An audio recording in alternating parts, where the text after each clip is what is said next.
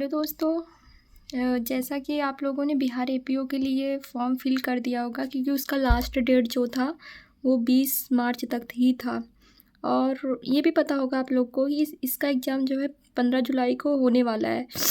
तो सभी बच्चे तैयारी में जुट गए होंगे और मुझे ऐसा लगता है कि तैयारी तो सब करते हैं, हार्ड वर्क सब करते हैं, लेकिन एक सही दिशा जिसमें उनको सच में तैयारी करनी चाहिए, जिससे वो जल्दी सफलता प्राप्त कर सकते हैं, वो एक होना चाहिए कि उनको पता होना चाहिए हमको क्या पढ़ना है और क्या छोड़ना है। वैसे तो आप लोग को सिलेबस के बारे में भी पता होगा, इसका क्या सिलेबस है, तो उसके अकॉर्डिंग मैं बताने जा रही हूँ कि कैसे इसको पढ़ा जाए कम टाइम में, क्योंकि 3 मंथ ही अब बचे हुए हैं। तो इसमें आप इतने अच्छे से कैसे इसको पढ़ें कि आपका ये बिहार एपीओ निकल जाए अच्छे से। तो मैं दिखाना चाहूँगी। तो इसमें जैसे लॉ पेपर है, लॉ पेपर आने वाला 150 मार्क्स के हैं। तो सबसे पहले इसमें हमको क्या करना चाहिए कि जितने भी बेयर एक्ट हैं, जैसे आपको पता होगा इसमें बीएनएस, बीएसए, बीएनएसएस और कांस्टी का सामान्य जो प्रश्न है उसको पूछे जाएंगे, सीपीसी पूछा जाएगा। तो सभी के जितने भी बेयर एक्ट हैं उनके इंडेक्स अच्छे से रीड करो। इंडेक्स मीन्स मैं बता रही हूँ कि इंडेक्स होता क्या है, क्योंकि बहुत बच्चों को पता नहीं होता है कि इंडेक्स मतलब क्या है। जैसे ये बीएसए का है, बीएसए का है तो इसमें आप इंडेक्स देखिए, ये जितने भी हैं ये सब इंडेक्स हैं। क्योंकि मेन बात ये है कि अभी तीनों लॉ 1 जुलाई 2024 से मतलब कि चेंज हुए हैं, तो जिसमें बीएसए, बीएनएसएस और बीएनएस ये चेंज हुए हैं। तो सबसे ज़्यादा ये होता है कि जो पुराने बच्चे थे चाहे नए बच्चे हों, उनको इंडेक्स में कौन से सेक्शन में क्या है इसमें प्रॉब्लम हो रही है। तो उसको लेकर के इस बार भी यूपी एपीओ में देखेंगे तो इंडेक्स बेस्ड क्वेश्चन बहुत सारा आया था। तो आप इन इंडेक्स को पूरा अच्छे से पढ़ लीजिए, कौन से पार्ट में कहाँ पे कौन सी सेक्शन में कौन सी चीज़ें हैं और कितने पार्ट हैं, किसमें कब अप्लाई, कितने चैप्टर हैं, शेड्यूल जैसे बीएनएसएस में 2 शेड्यूल हैं। तो ऐसे ही जो चीज़ें हैं उसको आप अच्छे से पढ़ लीजिएगा। वैसे सबको पता है कि बीएसए में शेड्यूल नहीं होता, बता दें कि उसमें भी 1 शेड्यूल बीएसए में भी है। ये देखिए पूरा इंडेक्स डेली मीन्स आधा घंटा सभी इंडेक्स को 10 मिनट 15 मिनट इसको दीजिए कि इसको पढ़ना ही है डेली।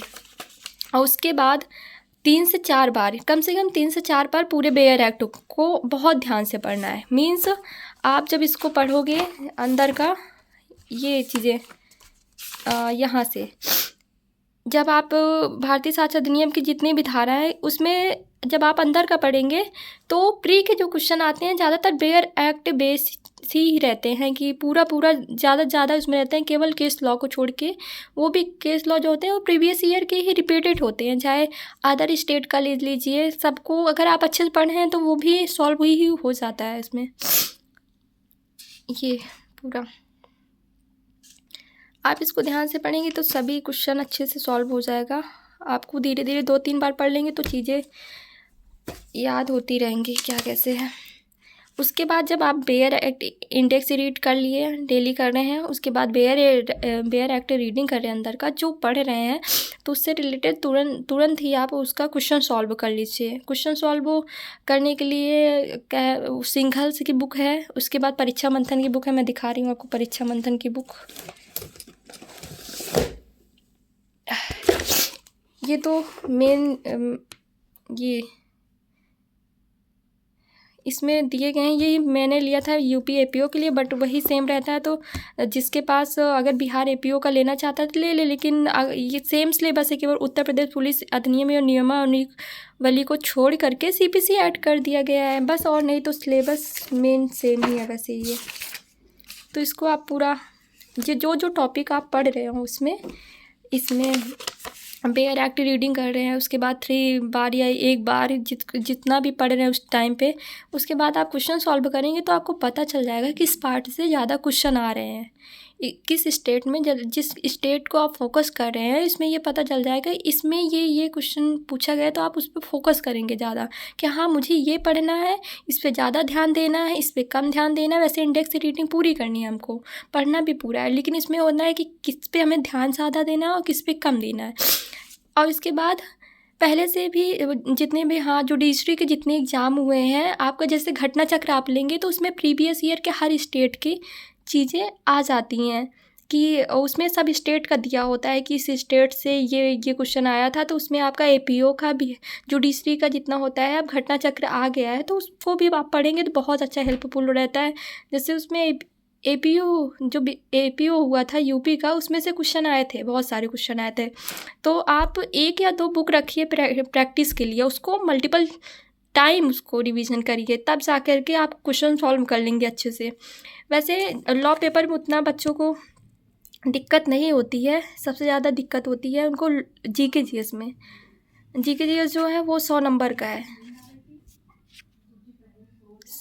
100 नंबर का जीके जीएस है। उसमें आप लूसेंट पढ़ सकते हैं, लूसेंट को बहुत अच्छे से पढ़ेंगे क्योंकि बिहार में सबसे ज़्यादा साइंस से बायो, फिजिक्स, केमिस्ट्री और बायो के क्वेश्चन बहुत सारे पूछे जाते हैं जो कि लूसेंट से ही रहते हैं।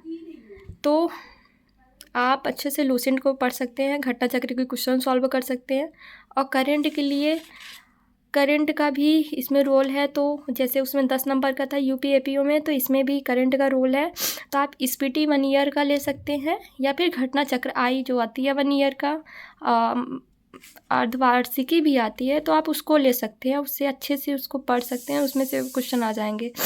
तो ये हुआ पूरा आपका कि आप कैसे पढ़ाई कर सकते हैं और अच्छे से एग्ज़ाम क्लियर कर सकते हैं। डरिए नहीं, केवल हम प्रैक्टिस करते रहें, बार बार पढ़ते रहें तो एग्ज़ाम निकल जाएगा। तो मैं बुक दिखा दे रही हूँ। कुछ लोगों को बेयर एक्ट नहीं पता होगा किसका क्या होता है, बहुत लोगों को, सॉरी अगर बहुत लोगों को पता होगा, कमेंट में हंसी भी उड़ा सकते हैं, बट बहुत लोग को नहीं पता होता है। तो ये यूनिवर्सल का है, वैसे बहुत आता है बेयर एक्ट, जैसे ये बीएसए का हो गया और ये भारतीय नागरिक सुरक्षा संहिता मीन से बीएनएसएस का हो गया पूरा ये वाला। और इसके बाद ये है बीएनएस का बेयर एक्ट पूरा।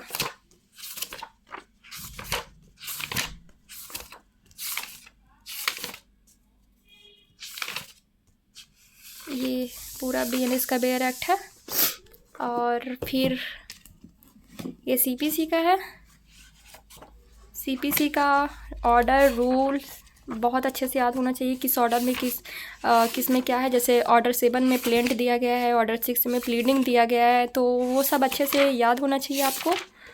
और कॉन्स्टी का ये है, कॉन्स्टी का पूरा अच्छे से कहाँ पे क्या है, कैसे पढ़ना है,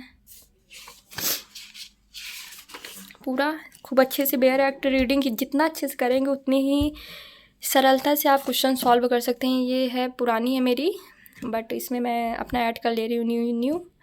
और आप ऐसे तैयारी कर सकते हैं। Thank you so much. अगर आपको मेरी वीडियो अच्छी लगी हो तो please like, subscribe and share ज़रूर से ज़रूर कीजिए। Thank you.